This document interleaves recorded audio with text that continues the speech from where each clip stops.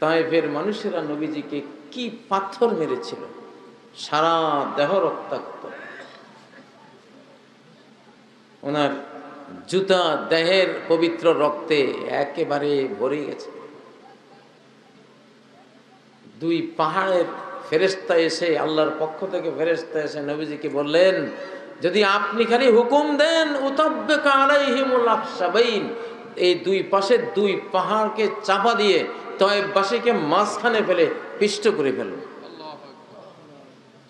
নবী সাল্লাল্লাহু আলাইহি সাল্লাম না করলেন, দোয়া করলেন, আল্লাহুম্মা ইহদি তায়েফ, ইহদি তায়েফ, আল্লাহ তায়েফকে হেদায়েত দান করেন, ওয়াতিনি বিহিম মুসলিমিন, তাদেরকে মুসলিম বানিয়ে আমার কাছে নিয়ে আসেন। কোন কোন বর্ণনা আছে যে আমি আশা করি এরা না মানলেও এদের ঔরস থেকে, বংশ থেকে এমন আল্লাহর বান্দা বান্দি আসবে যারা এক আল্লাহর ইবাদত করবে, ইবাদত করে আল্লাহর রহমত পেয়ে যাবে, আল্লাহর দয়া মায়ার উপযুক্ত হয়ে যাবে। আমাদের আজকে পৃথিবীতে মুসলিম উম্মাহ থেকে এই রহমতটা অনেক উঠে গেছে, রহমতটা অনেক কম। মসজিদে শিশুরা যায়, শিশুরা একটু কান্নাকাটি করে, একটু আওয়াজ করে, একজন উঠে বলল এদেরকে ঘাড় ধাক্কা দিয়ে মসজিদ থেকে বের করে না, তো এইটা তো ইসলাম হলো না, এটা কি রহমত হলো না? আপনি তাদেরকে ডেকে সুন্দর করে বুঝাবেন, বুঝাবেন যে বাবা এটা আল্লাহর ঘর। কার ঘর? এটা আল্লাহর ঘর। মনে পড়ে আমার একটা ছোট্ট শিশুকে আমি একদিন বললাম এটা কিন্তু আল্লাহর ঘর। সাথে সাথে সে আমার প্রশ্ন করলো, তো আল্লাহর ঘর তাহলে চৌকি কই? আল্লাহর চৌকিটা কই? ও জানে ঘর হইলে তো চৌকি থাকে, মা বাবা ঘুমায়, আমরা ঘুমাই, তো আল্লাহর ঘর যেহেতু তাহলে তো আল্লাহ এখানে থাকে, তো চৌকিটা কই? আমি বললাম সরল মনে শিশু মনের প্রশ্ন তো ঠিকই আছে, চৌকি তো আল্লাহর আছে, যে চৌকি হলো আরশ, কি সেটা আমি তাকে বুঝ দিলাম যে আল্লাহর চৌকি আছে, এটা বিশাল, এই ঘরে জায়গা হবে না, এই যে আকাশের উপরে থাকে। আল্লাহু আকবার। সুন্দর করে শিশুদেরকে বুঝাতে হবে যে বাবারা এখানে জোরে আওয়াজ দিলে এটা গুনাহ হয়, বা এটা মসজিদের আদব রক্ষা হয় না, বা আল্লাহ কষ্ট পান। একটা সুন্দর সুন্দর ভাষায় তাদেরকে স্নেহ মায়া দিয়ে বুঝিয়ে দিতে হবে, ঠিক না? আমরা তো সেই নবীর উম্মত, যেই নবী সালাতে দাঁড়িয়েছেন, ওনার আশা আজকে অনেক লম্বা তেলাওয়াত করব, লম্বা সূরা দিয়ে সালাত পড়ব। ফাসমাউ বুকা আস-সাবি, নবীজি বললেন সালাতে দাঁড়ালাম আর এক শিশুর কান্না শুনলাম। ফাআতাজাওয়াজ মাখাফাতা ওয়াজদি উম্মিহা আলাইহি, আও কামা ক্বাল, যে তার মা ছটফট শুরু করে দেবে শিশুর কান্নার কারণে। আমি লম্বা তেলাওয়াত করলে মা ততক্ষণ ছটফট করবে, তার মাতৃ স্নেহ তাকে শান্তিতে সালাত পড়তে দেবে না। আমি তাড়াতাড়ি সালাতটা শেষ করে সালাম ফিরে দিলাম। যে মসজিদে শিশু নেই, শিশুর কান্না নাই, সেটা কেমন মসজিদ? শিশুর কলকাকলি কোলাহল যে মসজিদে নাই, সেটা তো এই উম্মতের মসজিদ না। এই উম্মতের মসজিদ অবশ্যই শিশু থাকবে, ও যদি না থাকে সে সালাত কিভাবে শিখবে, জামাত কেমনে করতে হয়, দাঁড়াতে হয় কিভাবে শিখবে? তারা তো দেখে দেখে শিখবে নাকি? নবী সাল্লাল্লাহু আলাইহি সাল্লাম যখন ইমামত করতেন তখন তার ঘাড়ে শিশু, তিনি যখন সেজদা যেতেন তার নাতনি উমাইমাকে রেখে দিতেন, যখন দাঁড়াতেন ঘাড়ের উপরে নিয়ে ইমাম সাহেব ইমামতি করছেন, শিশু ঘাড়ের উপরে। ফরজ সালাত, ফরজ সালাত, এটাকে বলে রাহমাহ, রহমতের দিন, দয়ার দিন, মায়ার দিন, মার্সির দিন, ঠিক নয় কি? রহমত। এক আরবের গ্রামীণ অশিক্ষিত লোক, এটা সহিহ বুখারীতে বিভিন্ন বড় বড় হাদিস গ্রন্থে হাদিসটা এসছে, সালাত অধ্যায়ে, পবিত্রতা অধ্যায়ে। সে এসে বসলো, নবীজি হাদিস শোনাচ্ছেন, তালিম দিচ্ছেন। সে হঠাৎ উঠে মসজিদের এক কর্নারে দাঁড়িয়ে পেশাব শুরু করে দিয়েছে মসজিদে। সাহাবীরা তো বড় বড় চোখ করে তার দিকে ধেয়ে যাচ্ছিল। নবীজি থামালেন, ব্রেক করো, দাঁড়াও, ওকে ছেড়ে দাও, লা তুজরিমুহু, তার পেশাব কেটে দিও না, পেশাব করতে দাও, পেশাব কন্টিনিউ করতে দাও। কোথায়? এটা মসজিদ। কোন মসজিদ?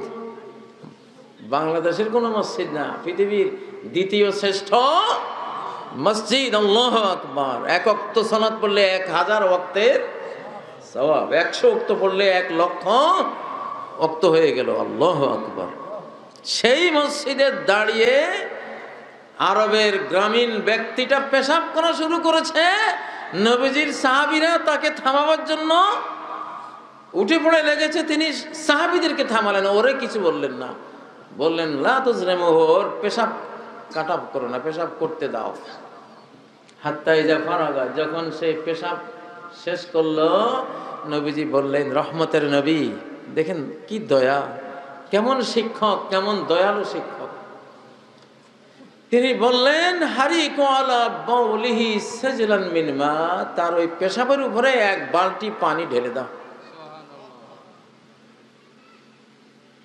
এখন এই বেদুইন, আরবের বেদুইন, বেদুইন মানে যারা গ্রামে বাস করে, মরুতে বাস করে, মরুবাসী, এদের বাড়িঘর দুয়ারে কাঁধে থাকে, তাঁবু টানিয়ে থাকে, যেখানে যায় তাঁবু টানিয়ে বাস, এখানে 5 মাস 6 মাস এখানে থাকে। বাংলাদেশে বেদে সম্প্রদায় আছে না? বেদে, আমাদের নোয়াখালীতে কয় বেজ্জা, বাদ্যা, বাদ্যা, বেদে, যাই বলেন, বেদেটাও আরবি, বাজ্যাও আরবি, বাদ্যাও আরবি, এটা শব্দটাই আরবি। বেদুইন, বাদুইন থেকে বেদুইন মানে যারা আরবের মরুবাসী, এদেরকে বেদুইন বলে, বেদে বলে। এরা শহরে থাকে না, এরা মরুভূমিতে থাকে, তাঁবু সাথে করে চলে, যেখানে পছন্দ হয় তাঁবু টানিয়ে, এটাই ওদের ঘর বাড়ি। আল্লাহু আকবার। এটা ভূমিকম্প হলেও কোনো সমস্যা নেই। ভূমিকম্পে তাঁবু গায়ে পড়লে সমস্যা আছে, কিন্তু আপনারা আর আমরা যে বিল্ডিং বানাই, বিল্ডিং এর মতো দুর্বল ঘর, এটা তাঁবুর চেয়েও দুর্বল। এক নাড়া দিলে দেখা যায় সব ইট ভাটার ইট, মাথার উপরে গায়ের উপরে পড়লো, আর নিজের ঘরে আপনি জিন্দা কবর। তো যাই হোক, এখন সেই আরবের গ্রামীণ লোকটা ঘটনা শেষে বলে, ফাওয়াল্লাহি মা দরাবানি ওয়ালা কাহারানি ওয়ালা সাব্বানি। কেমন মহান দয়ালু শিক্ষক একজন দেখলাম, আল্লাহর কসম, সে না আমাকে কোনো রুক্ষ ব্যবহার করেছে, না আমাকে প্রহার করেছে, না আমাকে কোনো গালমন্দ দিয়েছে। তার পবিত্র মসজিদে আমি এত বড় একটা নাপাক কাজ করলাম, আমাকে একটা কথা পর্যন্ত উনি বললেন না। এখন সেই আরবের লোকটা নবীজির পিছনে নামাজ পড়ে, নামাজে দাঁড়ায় দাঁড়ায় দোয়া করতেছে, আল্লাহুম্মা রহমনি ওয়া মুহাম্মাদ ওয়ালা তারহাম মানা আহাদা। আল্লাহ, আমারে আর মুহাম্মদকে শুধু দয়া করো, আর কাউকে দয়া করো না। কারণ সবাই আমারে চোখ গড়াইয়া, চোখ বড় বড় করে ধরতে চাইছে, একমাত্র মুহাম্মদ সাল্লাল্লাহু আলাইহি সাল্লাম আমাকে খুব মায়া করছে। সুবহানাল্লাহ। হ্যাঁ, শিক্ষকরা জাতে পুরুষ হলেও মনটা মায়ের মতো হয়। মনটা কি মায়ের মতো হতে হয়। এই যে দিন, এই যে দেখেন কি রহমত, সুবহানাল্লাহ। দিন ও রহমা।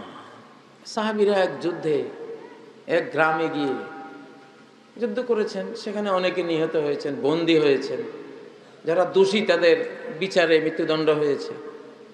সেখানে একজন ছিল, সে বলল যে, ভাই আমি তো এই গ্রামের ছেলে না, এই গ্রামে একটা মেয়ে আছে, আমি তাকে পছন্দ করতাম, আমি ওই মেয়ের সাথে একটু দেখা করতে আসছি।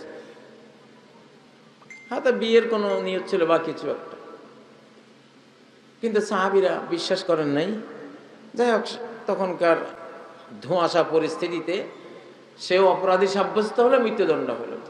নবীজির কাছে যখন এই ঘটনা বলা হলো, তিনি বললেন, আমা ফিকুম রাজুলুন রাহিম, সে তো একটা ভালোবাসার টানে গেছে, ভালো হোক মন্দ হোক, সে তো তোমাদের কাছে তোমাদের বিরুদ্ধে যোদ্ধা হওয়ার জন্য ওখানে যায়নি, তো কেন তাকে তোমরা মৃত্যুদণ্ড দিলে? তোমাদের মধ্যে কি দয়ালু কেউ ছিল না? সুবহানাল্লাহ। আমা ফিকুম রাজুলুন রহিম, একজন ছুরি ধারাচ্ছে, কোরবানির পশু বেঁধে রেখে ছুরি ধারাচ্ছে। আমাদের বাংলাদেশে যারা জবাই করে, এরা খাসি, গরু, ভেড়া এগুলি বেঁধে রেখে তাদের সামনে ছুরি ধারায় না? হ্যাঁ, আমরা মনে করি ওরা বুঝে না। সকল প্রাণীরা দুইটা জিনিস বুঝে। কয়টা জিনিস কমন তারা বুঝবে? দুইটা জিনিস তারা জানে, চেনে। তারিফু রাব্বাহা, প্রত্যেক প্রাণী তার রবকে চেনে। একটা শুকুর কুকুরও পৃথিবীতে নাস্তিক নেই, একটা শুকুর কুত্তাও কি নেই, নাস্তিক নেই পৃথিবীতে। তারিফু রাব্বাহা, তারা তাদের রবকে চেনে। আর কি চেনে? ও তারিফু আন্নাহা তামুত, মৃত্যুকে সবাই চেনে। মৃত্যুর উপকরণ কি, কি দিয়ে কি করলে সে মারা যাবে, সব সে বুঝে।